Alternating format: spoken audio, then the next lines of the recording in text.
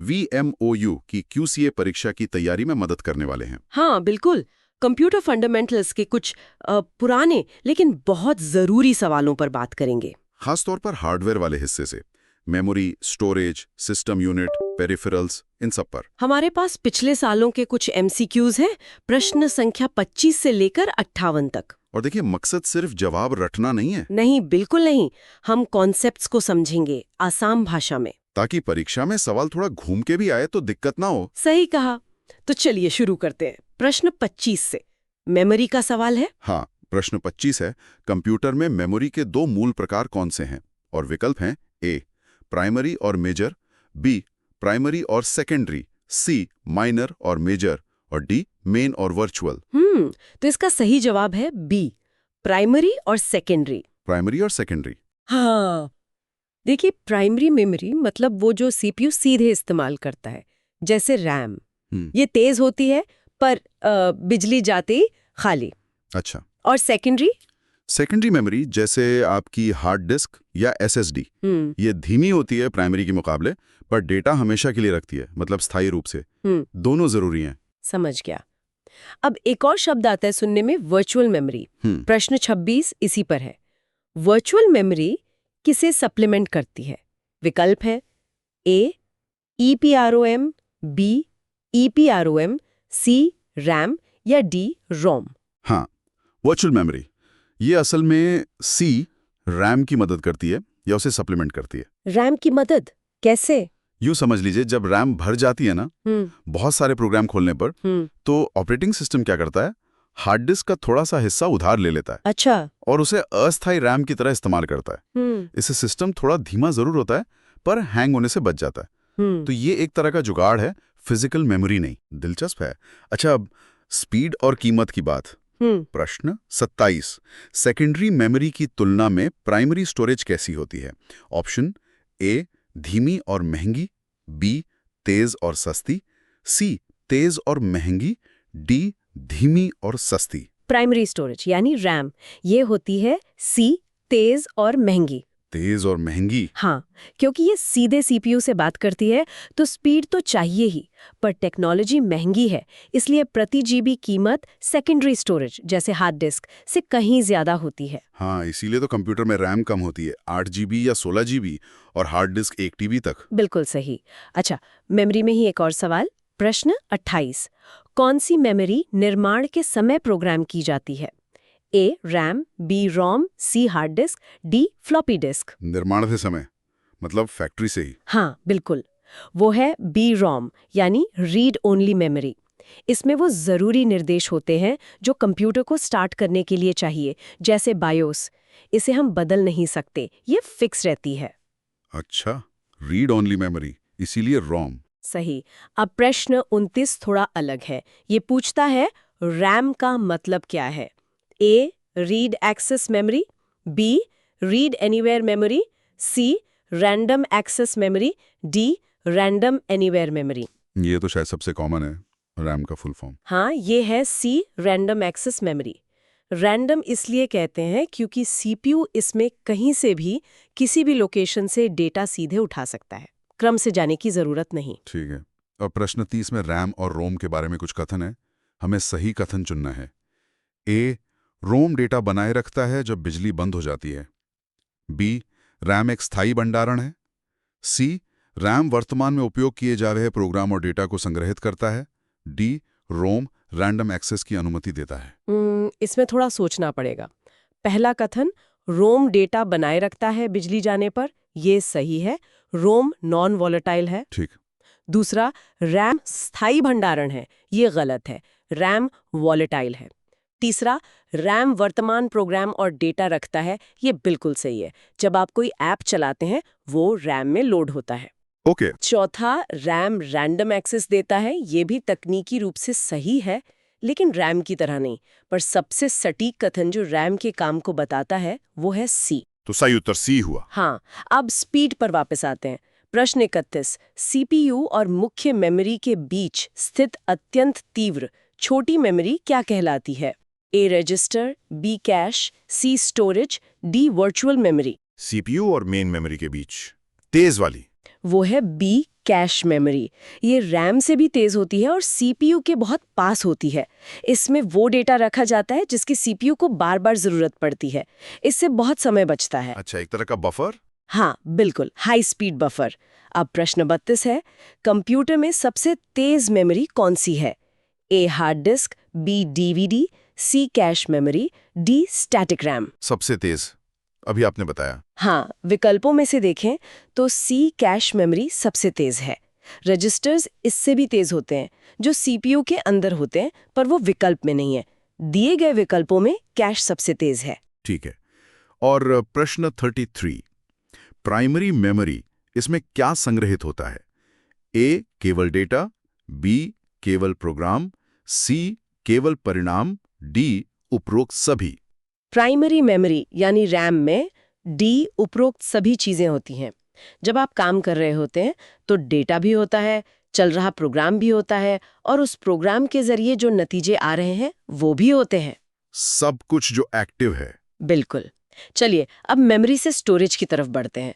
प्रश्न 44, स्टोरेज माध्यम में जानकारी कैसे व्यवस्थित होती है? ए पंक्तियों और स्तंभों में, बी ब्लॉकों में, सी ट्रैक और सेक्टरों में, डी तालिकाओं में। हार्ड डिस्क वगैरह पर। हाँ, खासकर मैग्नेटिक डिस्क जैसे हार्ड डिस्क पर जानकारी ट्रैक और सेक्टरों में व्यवस्थित होती है। ट्रैक और सेक्टर, ये क्या होते हैं? सोचिए, डिस्क एक गोल प्लेट है, उस पर बहुत सारे गोल चक्कर बने होते हैं जैसे रेस ट्रैक। वो ट्रैक्स हैं। फिर हर ट्रैक को छोटे छोटे हिस्सों में काट दिया जाता है, वो सेक्टर्स हैं। डेटा इन्हीं सेक्टर्स में लिखा जाता है। अच्छा, जैसे केक के पीस। हाँ, कुछ वैसा ही समझ सकते हैं। अब प्रश्न 35, निम्न में से कौन सा स्टोरेज डिवाइस नहीं है? A hard disk drive, B floppy disk drive, C CD DVD drive, D printer. ये तो आसान लग रहा है। स्टोरेज डिवाइस नहीं है। हाँ, इसमें डी प्रिंटर स्टोरेज डिवाइस नहीं है, वो एक आउटपुट डिवाइस है। बाकी तीनों hard disk, floppy, CD DVD, ये सब डेटा स्टोर करने के काम आते हैं। सही। अगला प्रश्न 36, सबसे कम स्टोरेज क्षमता किसकी है? A hard disk, B floppy disk, C DVD, D CD. सबसे कम क्षमता पुराने जमाने की बी फ्लॉपी डिस्क की होती थी।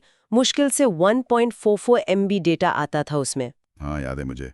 आजकल तो दिखती भी नहीं। बिल्कुल। अब प्रश्न 37 स्टोरेज यूनिट्स पर है। निम्नलिखित में से कौन सी सबसे बड़ी स्टोरेज इकाई है?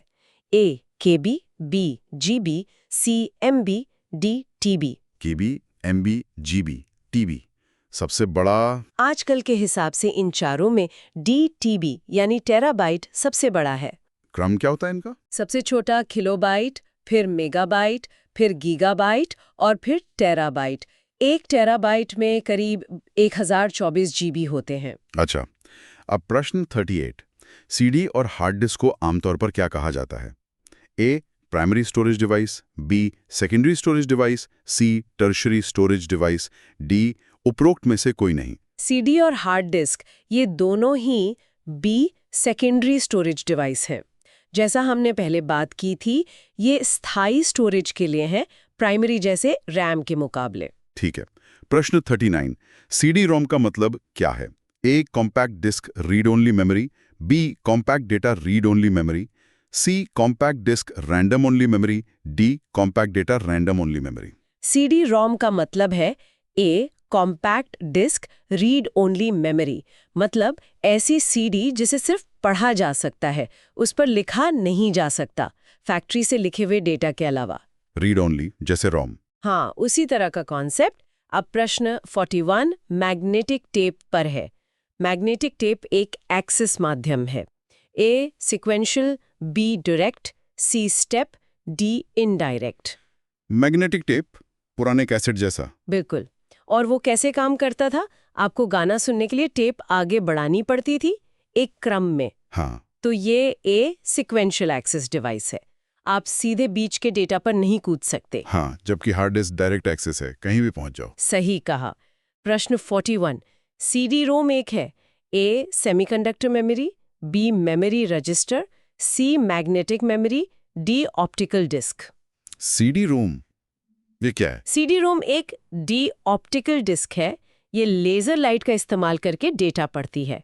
मैग्नेटिक नहीं, सेमीकंडक्टर जैसे रैम रोम भी नहीं, और रजिस्टर तो बिल्कुल नहीं। ऑप्टिकल डिस्क, ठीक है। अच्छा, अब एक और तरह की सीडी। प्रश्न 42। सीडी-आर किस प्रकार की डिस्क है? A optical disc, B magneto optical disc, C worm disc, D erasable optical disc. CDR मतलब रिकॉर्डेबल। हाँ, रिकॉर्डेबल।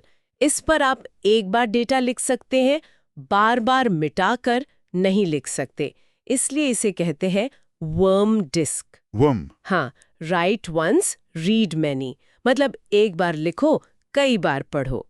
ये ऑप्टिकल डिस्क तो है ही, लेकिन वर्म इसकी खास पहचान है दिए गए विकल्पों में। अच्छा, राइट वंस रीड मेनी। अब प्रश्न 43 में दो कथन हैं। पहला, हार्ड डिस्क एक इलेक्ट्रोमैग्नेटिक डिस्क है, दूसरा ब्लूरे डिस्क एक ऑप्टिकल डिस्क है।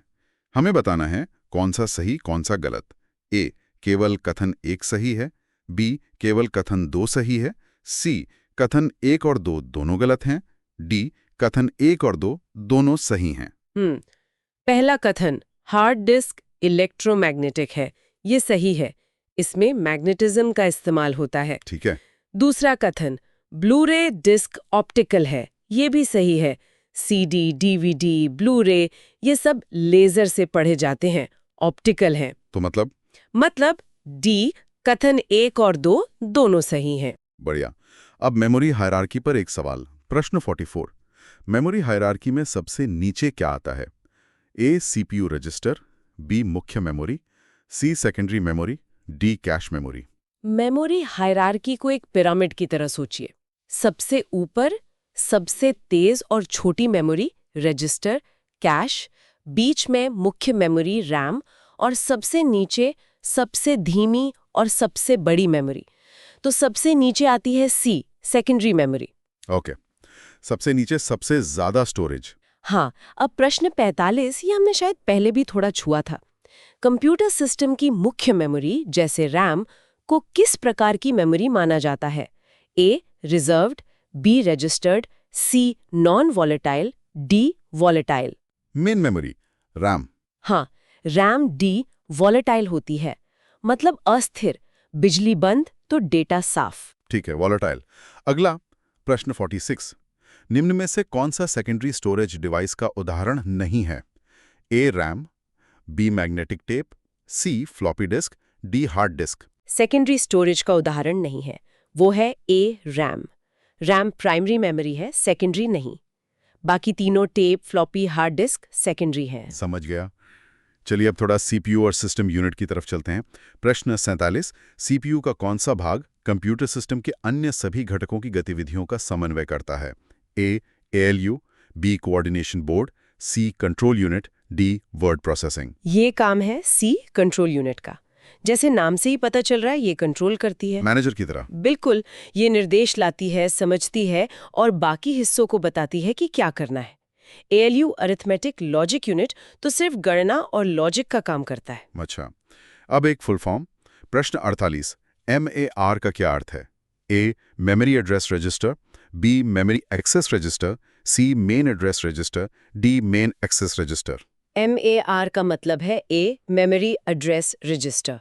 ये एक खास रजिस्टर होता है सीपीयू में जो उस मेमोरी लोकेशन का पता रखता है जहां से डेटा पढ़ना है या जहां डेटा लिखना है। एड्रेस रखने वाला रजिस्टर। हाँ, अब प्रश्न 49। सिस्टम यूनिट के अंदर मुख्य सर्किट बोर्ड को क्या कहते हैं? ए रैम, बी कंट्रोल यूनिट, सी मदरबोर्ड, डी रजिस्टर। मुख्य सर्किट बोर्ड जहां सब कुछ जुड़ता है। हाँ, वो है सी मदरबोर्ड। कंप्यूटर का सारा नर्वस सिस्टम इसी पर होता है। सीपीयू, रैम, स्लॉट्स, पोर्ट्स सब इसी पर लगे होते हैं। मदरबोर्ड। ठीक है। अगला प्रश्न 50। कौन सा उपकरण संपूर्ण कंप्यूटर सिस्टम के लिए संचार माध्यम के रूप में कार्य करता है और सिस्टम यूनिट के भीतर स्थित होता है? ए मदरबोर्ड, बी रैम, सी रोम, डी ईप्रोम। ये भी असल में ए मदरबोर्ड की ही बात कर रहा है।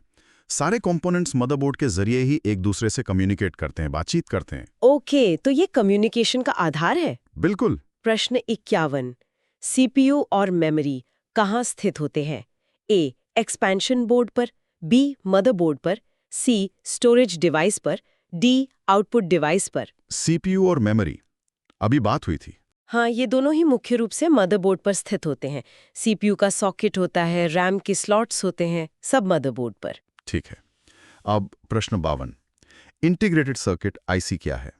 ए एक जटिल सर्किट, बी एक एकीकृत उपकरण, सी ट्रांजिस्टर से कहीं अधिक महंगा, डी सिलिकॉन चिप पर निर्मित सर्किट। आईसी यानी इंटीग्रेटेड सर्किट असल में डी एक सिलिकॉन चिप पर बना हुआ बहुत छोटा सा इलेक्ट्रॉनिक सर्किट होता है। इसमें लाखों करोड़ों ट्रांजिस्टर हो सकते हैं। यही आजकल के इलेक्ट्रॉनिक्स का आधार है। सिलिकॉन चिप पर बना सर्किट, जी। ठीक है। प्रश्न 53, पेरिफेरल उपकरणों को सिस्टम यूनिट से जोड़ने के लिए निम्नलिखित में से किसका उपयोग किया जाता है? ए वॉप, बी वर्म, सी फायरवॉल, डी यूएसबी। पेरिफेरल्स मतलब बाहरी डिवाइस जैसे प्रिंटर, कीबोर्ड। हाँ बिल्कुल, और उनको जोड़ने के लिए आजकल सबसे आम पोर्ट है डी यूएसबी, यानी universal serial bus. USB port हर जगह दिखता है। सही। प्रश्न 54, निम्न में से कौन सा एक पोर्टेबल कंप्यूटर माना जाता है? A mini computer, B mainframe computer, C laptop, D workstation. Portable, जिसे आसानी से ले जा सकें। हाँ, इन विकल्पों में से सी लैपटॉप सबसे आम पोर्टेबल कंप्यूटर है। मिनी और मेन फ्रेम तो बहुत बड़े होते हैं। वर्कस्टेशन भी आमतौर पर डेस्कटॉप जैसा होता है। लैपटॉप, ठीक है।